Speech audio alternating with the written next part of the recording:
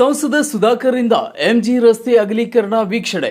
ಇದು ನಾನೇ ಮಾಡಿಸಿದ ರಸ್ತೆ, ಅಂದಿನ ಹೆದ್ದಾರಿ ಸಚಿವ ನಿತಿನ್ ಗಡ್ಕರಿ ಕೊಡುಗೆ.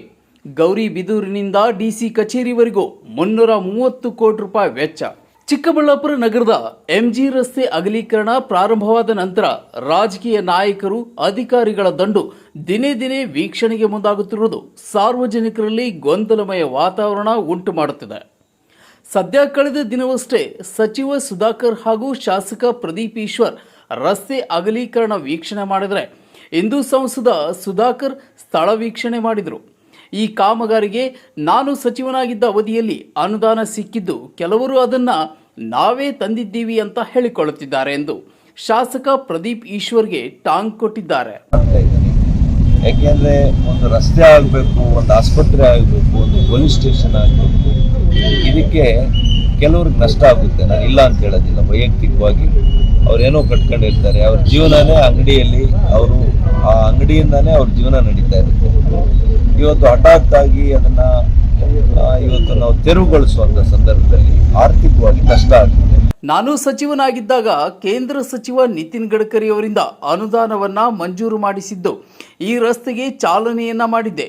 ಆದರೆ ಯಾರೋ ಕೆಲವರು ಬಂದು ಹಾಗೆ ಮಾಡಿ ಹೀಗೆ ಮಾಡಿ ಅಂತ ಹೇಳುತ್ತಿದ್ದಾರೆ. ನರೇಂದ್ರ ಮೋದಿ ಅವರ ಅಧಿಕಾರ ಅವಧಿಯಲ್ಲಿ ರಸ್ತೆಗಳ ಅಭಿವೃದ್ಧಿಗೆ ಹೆಚ್ಚಿನ ಅನುದಾನ ನೀಡಲಾಗುತ್ತಿದೆ ಎಂದು ಹೇಳಿ ಸ್ಥಳೀಯ ಶಾಸಕರಿಗೆ ಟಾಂಗ್ ಕೊಟ್ಟಿದ್ದಾರೆ.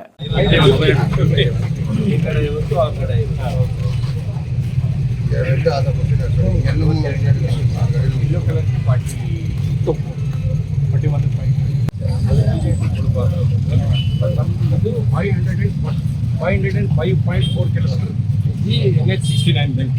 It starts from Honavar, Karwa, and terminates at Karnataka border, Chukkanadi, Mudbagi. ಇನ್ನು ರಸ್ತೆ ಅಗಲೀಕರಣ ಕಾಮಗಾರಿಯನ್ನ ವೀಕ್ಷಿಸಿದ ಸಂಸದ ಸುಧಾಕರ್ ಹಾಗೂ ಅವರ ಬೆಂಬಲಿಗರು ಇದೇ ವೇಳೆ ಕಾಮಗಾರಿ ಟೆಂಡರ್ ಇಂಜಿನಿಯರ್ ಹಾಗೂ ರಸ್ತೆ ಹೆದ್ದಾರಿ ಪ್ರಾಧಿಕಾರದ ಅಧಿಕಾರಿಗಳನ್ನ ರಸ್ತೆ ಅಗಲೀಕರಣದ ಬಗ್ಗೆ ಮಾಹಿತಿಯನ್ನ ತಿಳಿದುಕೊಂಡು ಫುಟ್ಪಾತ್ ವಿಚಾರಕ್ಕೆ ಸಂಬಂಧಿಸಿದಂತೆ ಮಾಹಿತಿ ಕೇಳಿದರು. ಇದೇ ವೇಳೆ ಕೆಲ ಸಮಯ ಗೊಂದಲ ಉಂಟಾಗಿತ್ತು.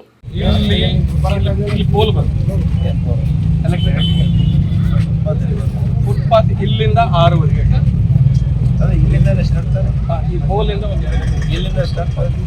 ಇಲ್ಲಿ ಬರೋ ಜನ ಹೆಂಗ್ ಬರ್ತಾರೆ?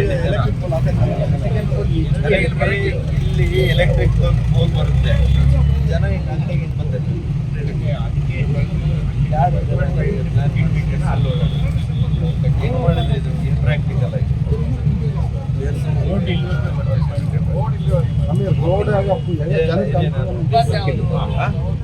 6 ಅಡಿ ಫುಟ್ಪಾತ್ ರಸ್ತೆ ಇದ್ದರೆ, ಫುಟ್ಪಾತ್ ಪಕ್ಕದಲ್ಲೇ ಇರುವಂತ ಅಂಗಡಿಗಳ ಮುಂದೆ ಜನ ಹಾಗೂ ಅಂಗಡಿ ಮಾಲೀಕರಿಗೆ ಸಾಕಷ್ಟು ತೊಂದರೆ ಉಂಟಾಗಲಿದೆ.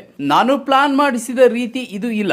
ಈ ವಿಚಾರವನ್ನ ಮೇಲಿನ ಅಧಿಕಾರಿಗಳ ಗಮನಕ್ಕೆ ತರಲಾಗುವುದೆಂದು ಸಂಸದ ಸುಧಾಕರ್ ಇದೇ ವೇಳೆ ಪ್ರಸ್ತಾಪ ಮಾಡಿದ್ದಾರೆ. ನಿಮ್ಗೆ ಏನು ಅನ್ಸುತ್ತೆ? ಯಾವ ಥರ?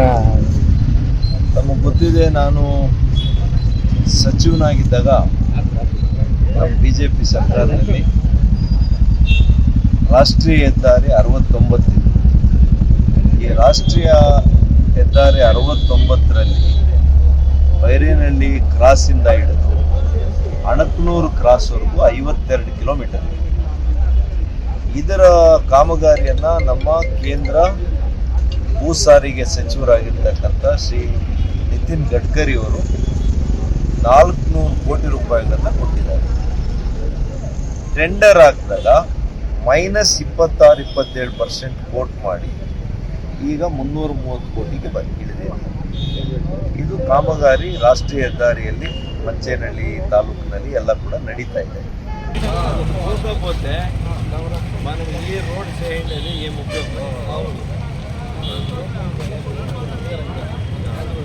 ಗೊತ್ತಾಯ್ತು, ಬನ್ನಿ. ಈಗ ಇದರದ್ದು ಈ ಹಂತದಲ್ಲಿ ಆಗಲ್ಲ. ಕನ್ಸರ್ನ್ ಸೀನಿಯರ್ ಆಫೀಸರ್ಸ್ ಇದನ್ನು ಹೇಗೆ ಮಾಡಬೇಕು